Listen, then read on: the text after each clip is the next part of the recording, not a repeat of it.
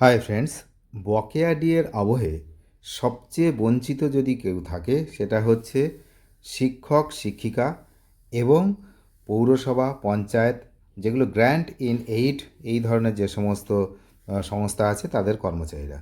তো বিশেষ করে শিক্ষক শিক্ষিকারা, তার কারণ একটা হিউজ সংখ্যক, একটা বিশাল নম্বর কিন্তু কর্মচারী রয়েছেন রাজ্য সরকারে যারা স্কুলে কর্মরত, শিক্ষক শিক্ষিকা শিক্ষাকর্মী। তো তারা যেহেতু এখনও ডিএটা পায়নি, 2016 থেকে 2019 সাল পর্যন্ত যে ডিএ মেটাচ্ছে রাজ্য সরকার, সেই ডিএ কিন্তু এই শিক্ষকদের হাতে এখনও পৌঁছায়নি। তার সঙ্গে এই যে বাজেটে যে 4% যে ডিএ বৃদ্ধির কথা বলা হয়েছিল, সেটাও কিন্তু অথৈ জলে। তো এখন 1 এপ্রিল থেকে 4% ডিএ বৃদ্ধির কথা থাকলেও আজকে 11 এপ্রিল, এখনও পর্যন্ত সেই নিয়ে কোনো নির্দেশ নেই। তো বিক্ষোভের আগুন জ্বলছে। তার মধ্যে হাজরা মোড়ে একটা জনসভা করার জন্য কিন্তু অনুমতি চেয়েছিল সংগ্রামী যৌথ মঞ্চ। পুলিশ সেই অনুমতি দেয়নি। তারপর তারা হাইকোর্টের দ্বারস্থ হয়। হাইকোর্ট আজকে কি কি জানিয়েছে এই বিষয়ে, এই ভিডিওতে কিন্তু আমরা সেটা জানব।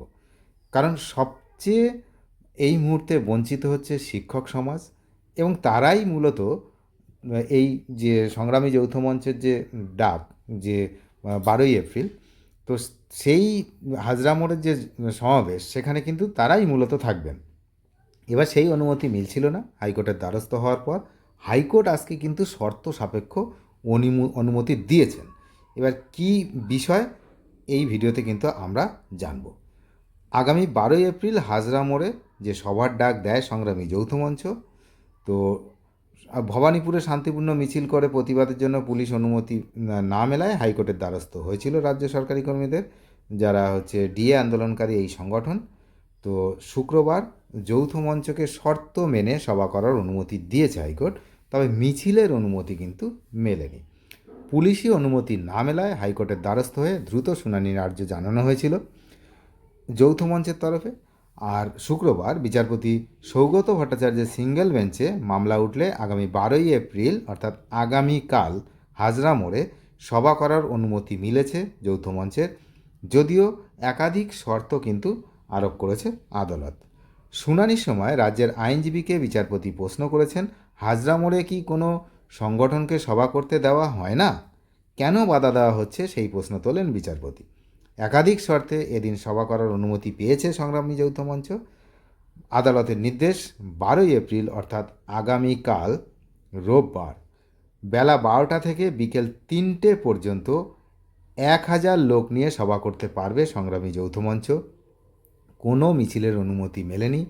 তাদের সভার কারণে কোনোভাবে ট্রাফিক ব্যবস্থায় যাতে সমস্যা না হয় তা দেখতে হবে এবং শব্দবিধি মানতে হবে। নাগরিকদের যাতে কোনো সমস্যা না হয় সেদিকে নজর রাখতে হবে। আদালতে মামলাকারী সংগঠনের দাবি ছিল, সুপ্রিম কোর্টের নির্দেশের পরও শিক্ষক শিক্ষিকারা এখনও বকেয়া মহার্ঘ ভাতা পাননি। এটা একদম 100% সত্যি কথা। একই সাথে গত সপ্তাহে নির্বাচনের কাজে নিযুক্ত এক সরকারি কর্মী, যিনি সংগ্রামী যৌথ মঞ্চের সদস্য, তার ওপর হামলার ঘটনাও ঘটেছে। তো এই প্রতিবাদ জানাতে চেয়ে কিন্তু শান্তিপূর্ণ প্রতিবাদ করার আবেদন জানিয়েছিল সংগ্রামী যৌথ মঞ্চ। তো সেই আবেদন মঞ্জুর করল কলকাতা হাইকোর্ট, যদিও পুলিশ প্রশাসন কিন্তু মঞ্জুর করেনি। তারপরে কলকাতা হাইকোর্ট এই নির্দেশ দিয়েছে। এখন সবচেয়ে বেশি যেটা আমি বললাম, যে শিক্ষক শিক্ষিকারাই সবচেয়ে বেশি এই মুহূর্তে বঞ্চিত, কারণ তাদের তথ্য সংগ্রহের কাজ চলছে আমরা জানতে পেরেছি, কিন্তু সেই তথ্য সংগ্রহের পর কখন ডিএ হাতে পাবেন সেটা এখনও জানা যায়নি।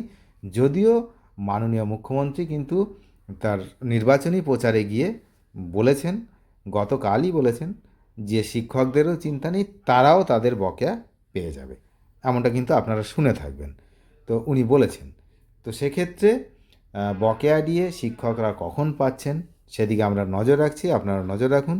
চ্যানেলে যারা নতুন তারা নিয়মিত আপডেট পেতে অবশ্যই চ্যানেলটিকে সাবস্ক্রাইব করে সঙ্গে থাকবেন। Thank you.